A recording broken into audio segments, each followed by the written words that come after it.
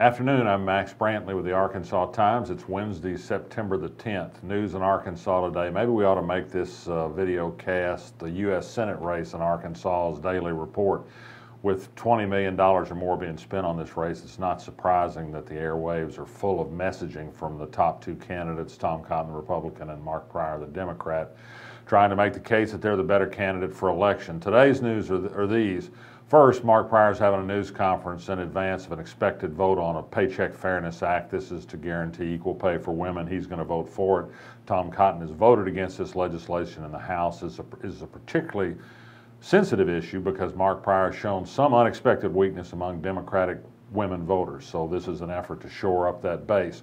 There was also a new report issued today that's also important, and it's by the American Bridge, which is a Democratic organization, but it details in some great measure the amount of time, money, and effort the billionaire Koch brothers have spent trying to cut federal support for farmers. Why should you care? The Kochs are spending millions trying to elect Tom Cotton. Tom Cotton has a 100% voting record for the Koch's main political organization, the Americans for Prosperity. Farming ought to be an important issue in Arkansas. We have a huge economy based on farming in Arkansas. Voters ought to care, but the Cotton campaign has been kind of laughing this week that they did a focus group and found a group of women voters that never even heard of the Koch brothers. That's not particularly surprising, and I don't think you can make a campaign on demonizing the Koch brothers, but to the extent they represent why issues are important and why a vote for or against Tom Cotton might be important to you, depending on how you feel about the agriculture industry, you need to know more about them. Other news, the Little Rock City Board made it clear last night that the private clubs have won the big debate on whether they should be allowed to stay open until 5 a.m. Final action hasn't been taken, but the clubs have won. Those who wanted to impose earlier closing hours have given up, and they're going to settle for a compromise that makes a better allowance for security measures, including an ability to suspend clubs that don't keep their acts clean. Football and religion.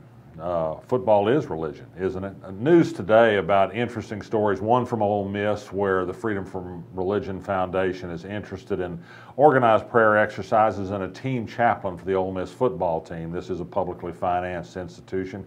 People are free to pray. These are supposedly voluntary observances, but is public money being spent to advance one form of a religion? That's what they want to know about. The same organization is interested in the fact that Arkansas State University has put Christian crosses on the helmets of players this year. These are memorial tributes to one past teammate and a former equipment manager, certainly memorials of typical businesses in the sports world.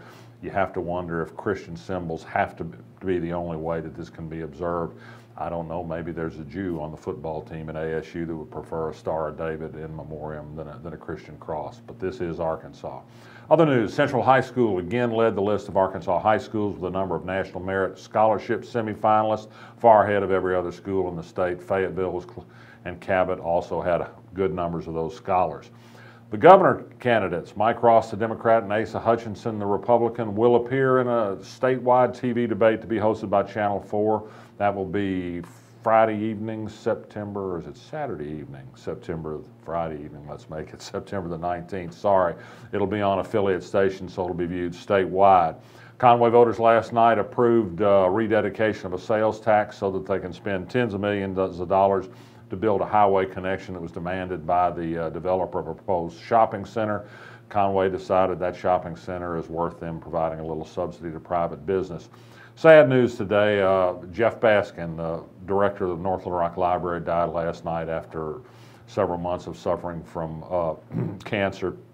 He'll be missed. He, on a somewhat lesser basis, had emulated the pattern of the Little Rock Library and had grown the library into an institution that was much more than just books, but a place for entertainment, other media, and a community gathering place as much as anything. The new library has truly been a contribution to the community, and we'll miss Jeff Baskin.